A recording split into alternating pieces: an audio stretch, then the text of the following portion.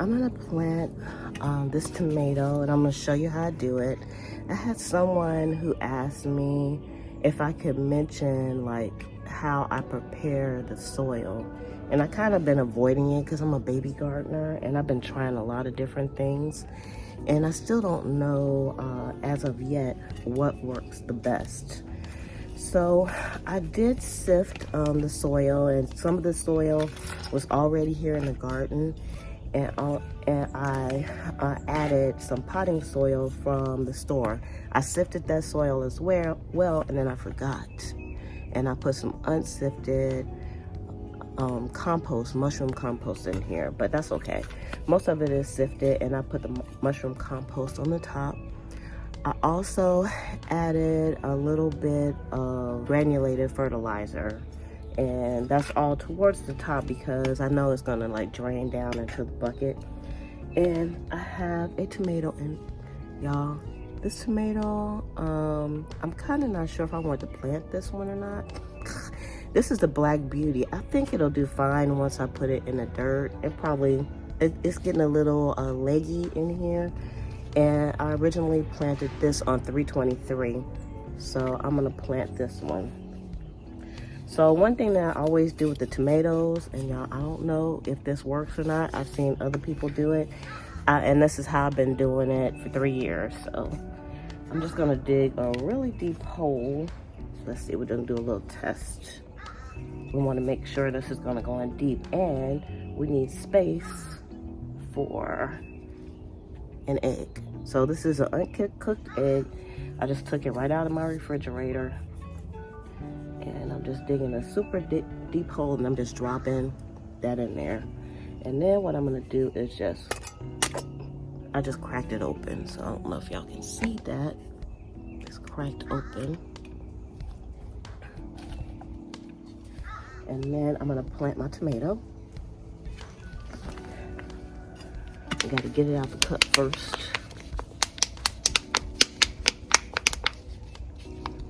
And it's also all right if the dirt in the cup goes in here. It was sifted as well. And you can see some of the roots. They're kind of nice and loose. And I'm just gonna go ahead and place that in here. And I'm also just gonna pinch off some of the bad stuff. We don't need these bottom leaves anyway.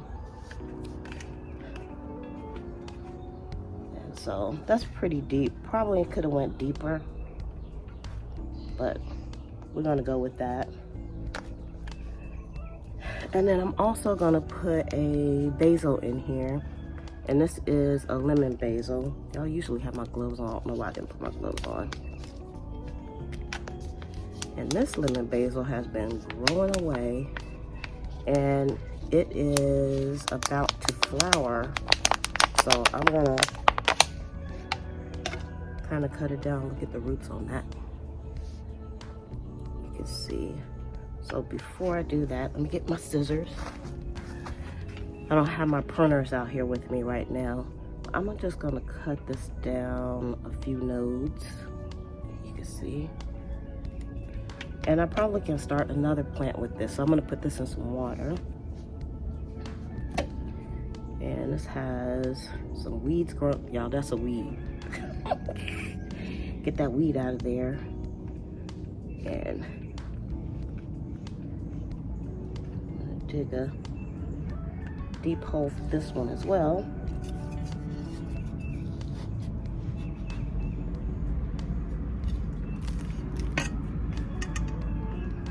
Just put that in. I'm pulling off some of the weeds at the bottom. I should have did that already, but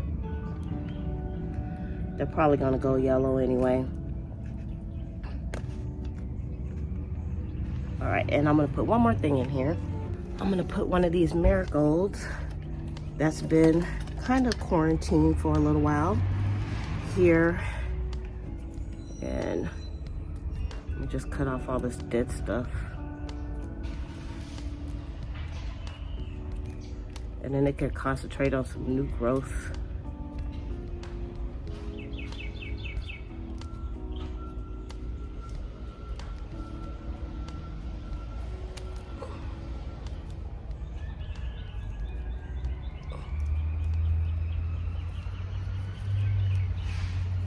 All right, y'all can smell that. All right, and then I'm gonna put this in also. So it's a nice little triangle. Y'all, this is, I call this my triangle of love. So, and also, uh-oh, I broke this. Go ahead and cut this off. I also had someone that asked me if the marigolds help. And I really believe that the marigolds help your soil health in general. And also, I feel like the more scented plants you put in with your tomatoes, the more protected they're gonna be, because the tomatoes have like a strong scent as well. But I can't prove that, y'all. Remember, I'm a baby gardener. So we got a little trio going here, my little trio of love. And now I'm gonna mulch this. So I'm gonna try to gently put the mulch in around the plant.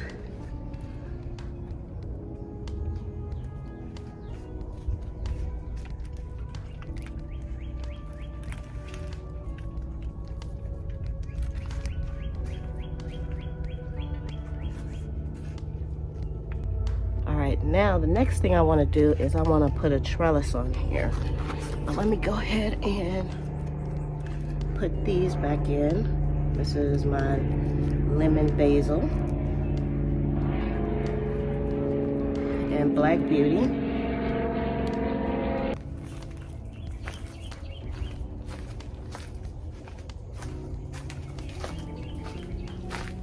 So this is the trellis that I'm going to be using. And I've had this for 3 years, and it's still in a nice cylindrical style here. And all I have to do is stick this into my pot.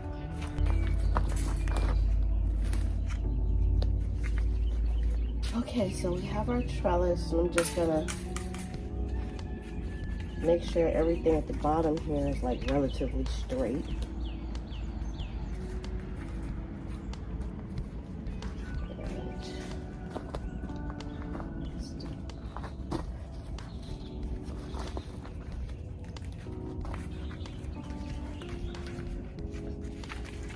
So I'm just trying to make sure that the metal pieces are all the way over to the side without getting stabbed. There's a lot of sharp parts on here, so you always have to be careful. And the reason why I'm turning this around is because I have an opening, and I want the opening to be away from the tomato, so the tomato won't grow outside that opening.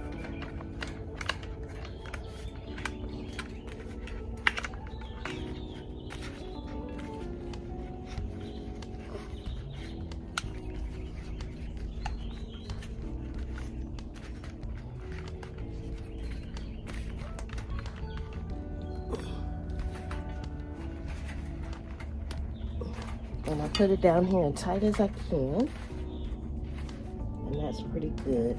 So I have a pool noodle, and I got this pool noodle at one of the dollar stores, actually High Five.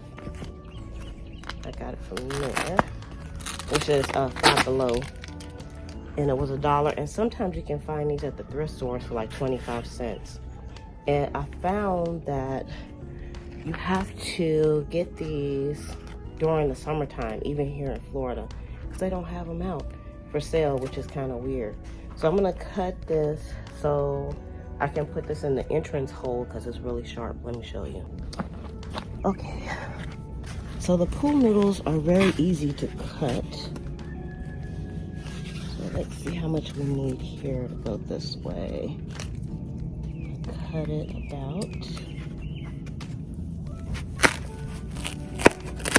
I really just needed to cover these 2 pieces, so I just cut it with some regular scissors, and then cut it down the side. You could use a knife to do this too, but it's really easy to do with the scissors as well. And then you just have an opening.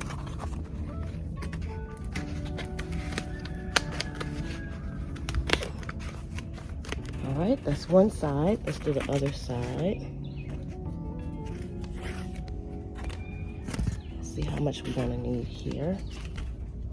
About right there. And cut it down.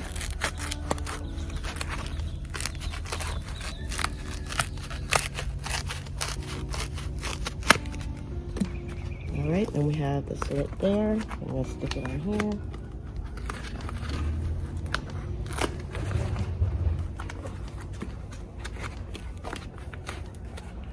All right, and then I'm gonna put one up here and one down here.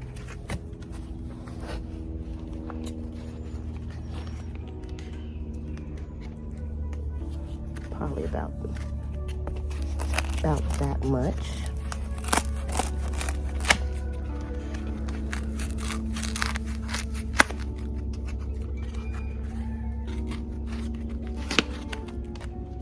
And another small one about the same size.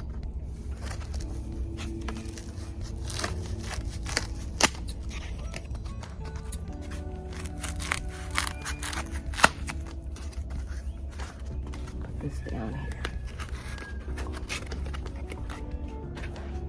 Now I can reach in here and I don't have to worry about scraping my arms up, which I did last year. So this is what the whole tomato cage shebang looks like. You can see it's really tall, and believe me, the indeterminate tomatoes will cover the whole height of this cage. And I believe the cage itself is about 5 feet tall. And now I can reach in here and I don't have to worry about scraping things, and I can still access everything in here. And the beauty of this tomato cage, I'm not going to talk about how I made it. I made it from cattle panels, pretty easy. But if I make any more, I'll show it. But the beauty of it is if I need more access holes, I can actually cut some in. But I can reach through these pretty easily. And if the tomatoes are bigger, it's just harder to get the tomatoes out. So I would have to cut some additional holes in it, like I did for that one. So you can see I have one at the bottom and one at the top. So now I'm gonna stick this into my tomato tunnel here.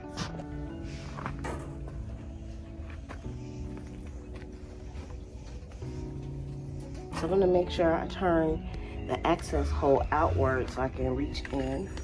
And because this is so tall, I have to kind of tip it over to get it in. Also what I did was I tied this tomato cage to the trellis, and I did that so it won't tip over, and it adds a little bit more stability to the structure as well. So this is what it looks like. And I have the access hole kind of facing out so I can get in there. So right now I have 4 of these cages in here. So that's how I plant my tomatoes. And I hope this is helpful to you all. Please make sure you give this video a thumbs up. Subscribe if you haven't done so already, because there's more videos like this one coming out. And also, I love to hear your comments. Do you use a similar trellising system like this? Or how do you trellis your tomatoes? I would love to hear down in the comments, and I'm sure other people would too. So with that, my garden tools, I will see you on the next video. Bye.